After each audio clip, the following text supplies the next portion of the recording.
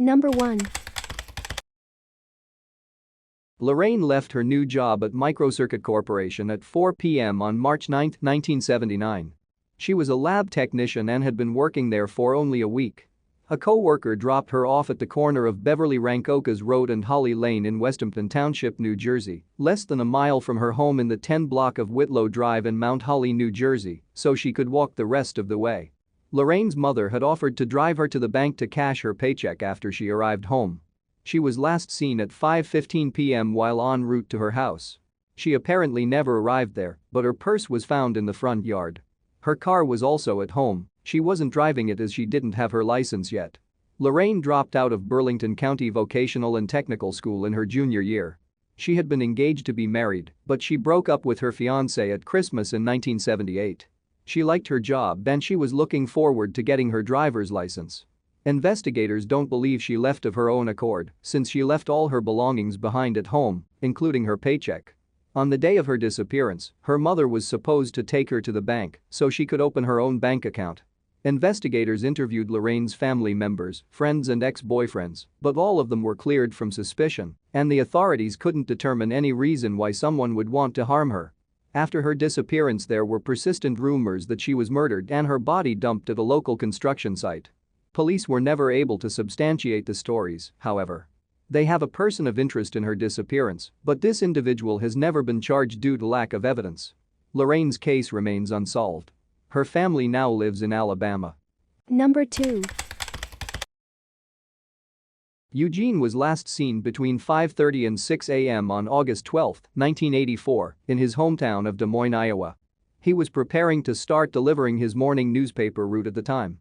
He normally delivered the papers with his older stepbrother, but his stepbrother was not with him that day. Witnesses saw Eugene talking to a man between 5 o'clock and 5:15 a.m. at Southwest 12th Street and Highview Drive. The man is described as clean-cut, and he appeared to be in his 30s. He has never been identified. They were reportedly engaged in friendly conversation. Eugene's route manager called his family at approximately 7:15 a.m. to report that Eugene's newspaper sack had not been retrieved from the corner of Southwest 14th and Highview Streets. The manager called the family back 15 minutes later around 7:30 a.m. and reported that the papers were still unclaimed. Eugene's father then called the authorities. Eugene has not been seen nor heard from again. Eugene disappeared from the same vicinity where John Gosch was last seen in 1982. It is not known if the two cases are related, but both boys were newspaper carriers in the Des Moines area. Eugene enjoyed football, fishing, skating, watching television and playing video games at the time of his disappearance. His father and stepmother divorced sometime after he went missing, and now both of his parents are deceased. His case remains unsolved. Number 3. Denise was last seen on November 26, 1981, when she and her boyfriend, whom she knew as Robert T. Bob Evans, went to eat Thanksgiving dinner with her family in Goffstown, New Hampshire. On December 1, Denise's family went to visit her at her home in the 900 block of Hayward Street in Manchester, New Hampshire. Denise lived there with Evans and her 6-month-old daughter, Dawn. No one was home when her parents stopped by, and Denise's family never heard from her again. Because the couple had been having financial problems, Denise's family initially assumed they'd left on their own. Photos of Evans are posted with this case summary. He used numerous alias names throughout his life and multiple dates of birth, ranging between 1936 and 1952. In August 2017, Evans was identified as Terrence Peter Rasmussen, who was born in Colorado in 1943. He grew up in Phoenix, Arizona, dropped out of high school after his sophomore year, and enlisted in the Navy in 1961. During his time in service, he worked as an electrician on naval bases across the western U.S., as well as in Okinawa, Japan.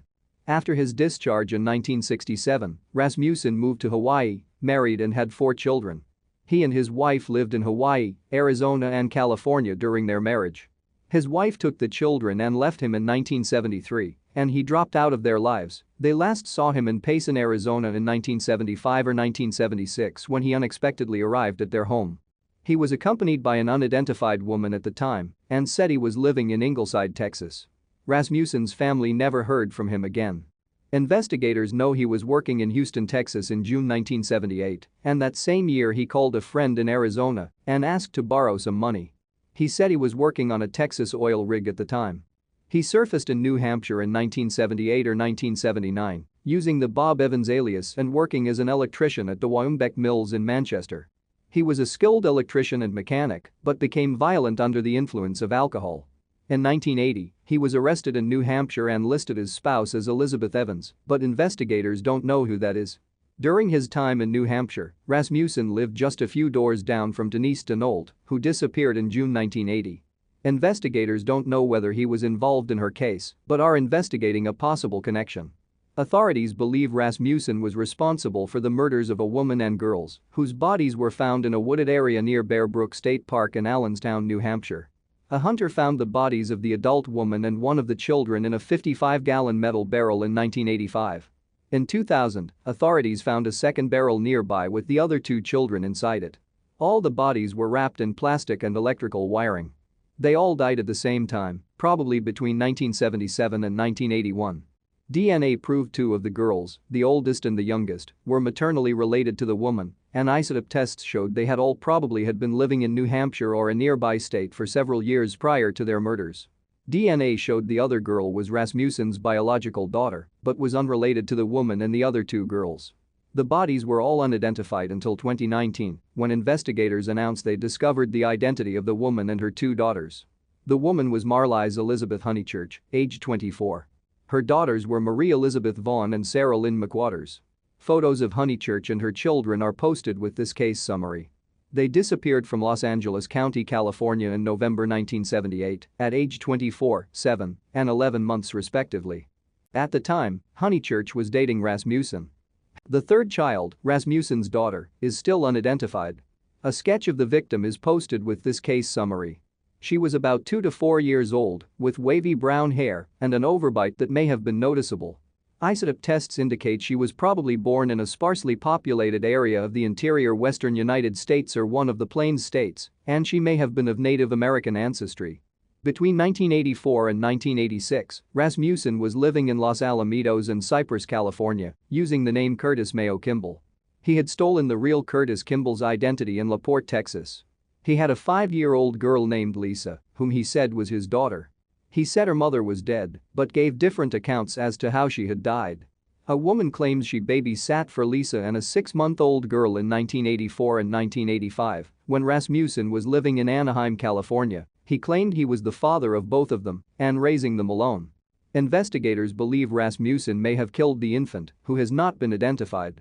When they asked Lisa if she had any brothers or sisters, she said she did, but that they had died from eating grass mushrooms during a camping trip. In the summer of 1985, he left Lisa in the care of a married couple he knew and dropped out of sight. She was placed in foster care and adopted a short time later. In 1986, felony arrest warrants were issued for Rasmussen under the alias name Gordon Curtis Jensen. He was living in a trailer park in Scotts Valley, California at the time. In 1988, Rasmussen was arrested in San Luis Obispo, California, under the name Gerald E. Mockerman. Police caught him driving a car that had been stolen from Preston, Idaho. Fingerprints identified him as Gordon Jensen, and he was charged with child abandonment and child molestation. The victim in both instances was Lisa. Rasmussen pleaded guilty to abandonment and was sentenced to 3 years in prison. The molestation charge was dropped because Lisa's adoptive parents didn't want her to have to testify against him in court. He was paroled in 1990 after serving 1 year and immediately disappeared again. Investigators have little knowledge of his actions over the next 12 years. In 2001, Rasmussen married Yoon Jun, a Korean immigrant, in Richmond, California, under the name Lawrence William Larry Vanner. The marriage was not legally binding.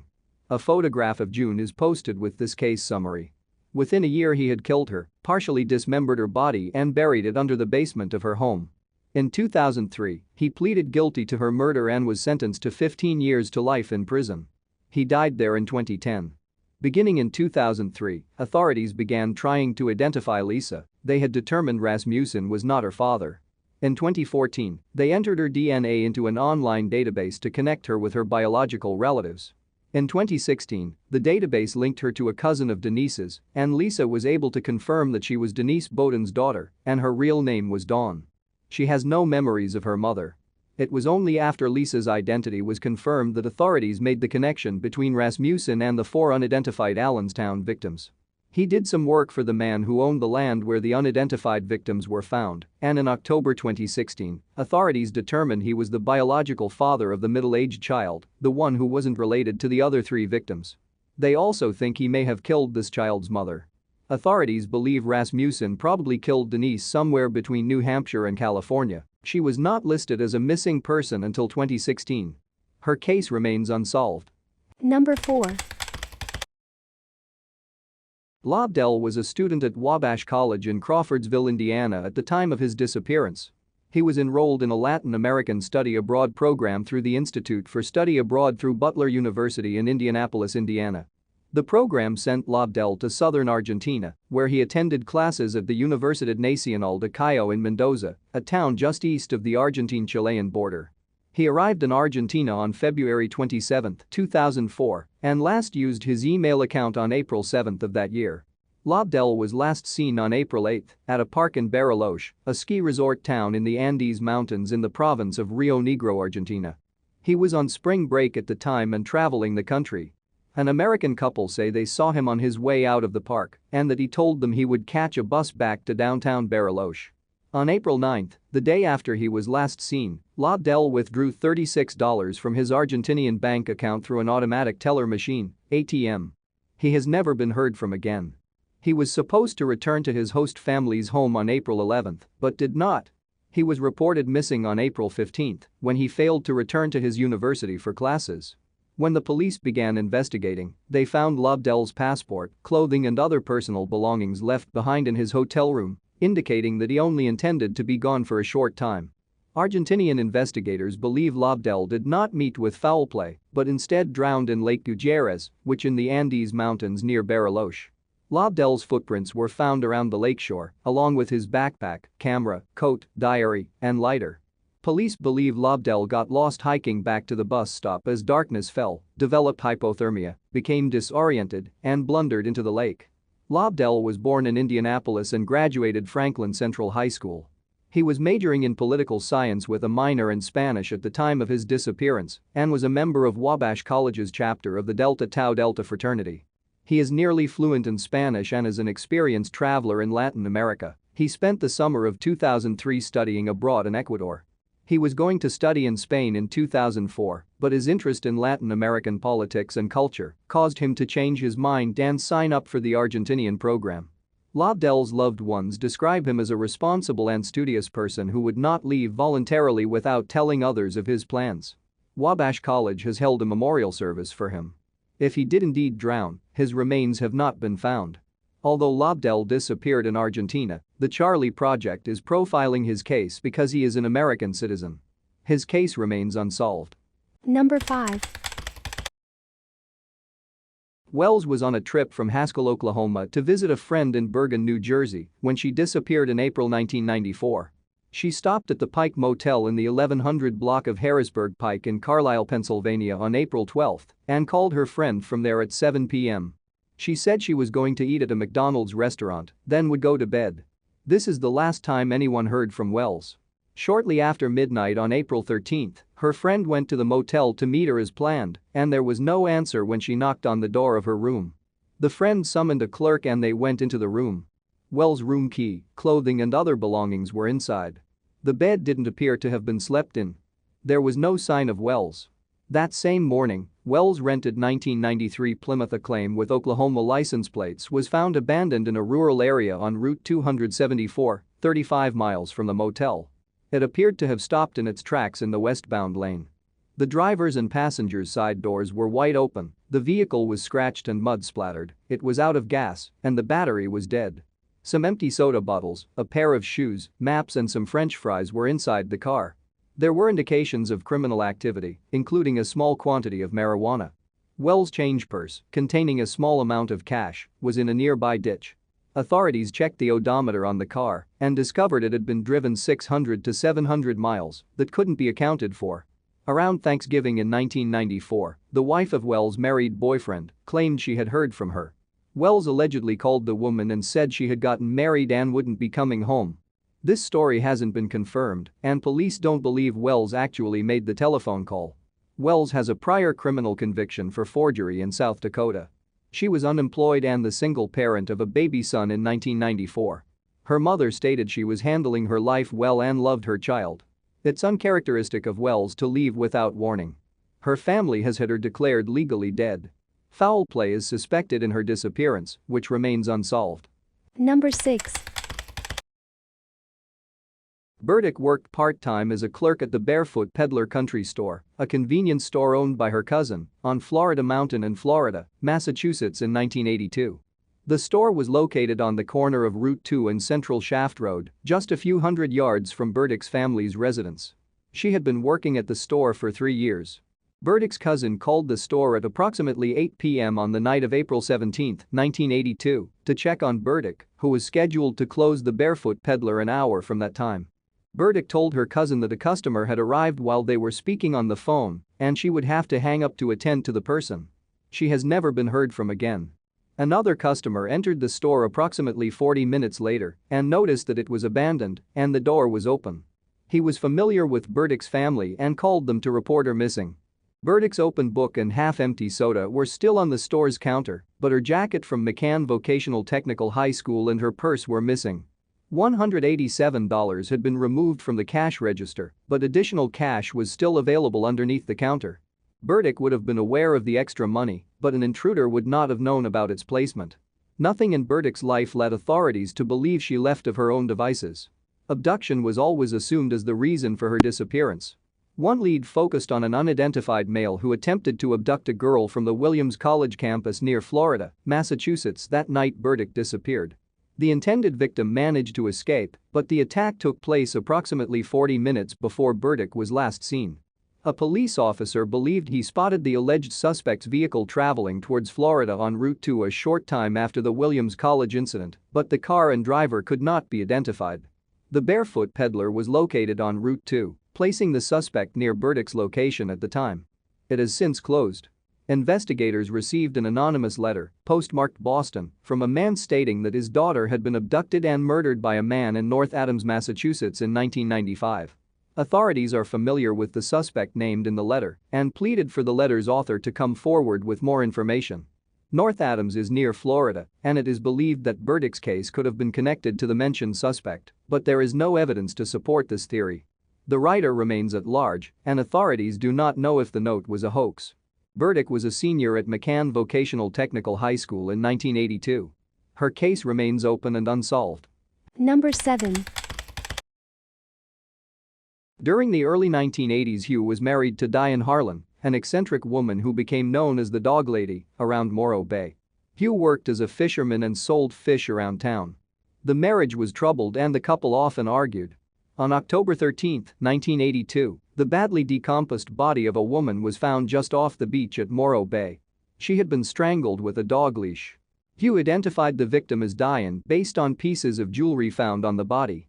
She had disappeared on October 2 while walking her dogs. They came home without her. Hugh never reported his wife missing, saying she had dropped out of sight before for short periods. He was questioned extensively, but eventually ruled out as a suspect in her death. No one was ever charged in the killing. On November 1, 1986, 4 years after Diane's murder, Hugh went to a friend's house to borrow tools for a construction job up the coast. He set off for San Simeon, a town 27 miles north of Morro Bay, at 9 a.m. He did apparently arrive there, did the job and left to return to Morro Bay. He was last seen at 1:30 p.m. later that day. Hugh's friend received a phone call saying that Hugh's 1967 Chevrolet utility bed pickup truck was found abandoned in Cambria, California. The hood was up and the doors were locked. Inside the truck were Harlan's lunch, his keys, glasses, sleeping bag, tins of tobacco and the tools. There was no sign of him at the scene, and he has never been heard from again. Investigators determined the fuel line had been removed from the truck. Authorities believe Hugh may have staged his disappearance and walked out of his life due to hidden knowledge of Diane's murder, but his friends believe he was killed, possibly by the same person who killed Diane. His case remains unsolved.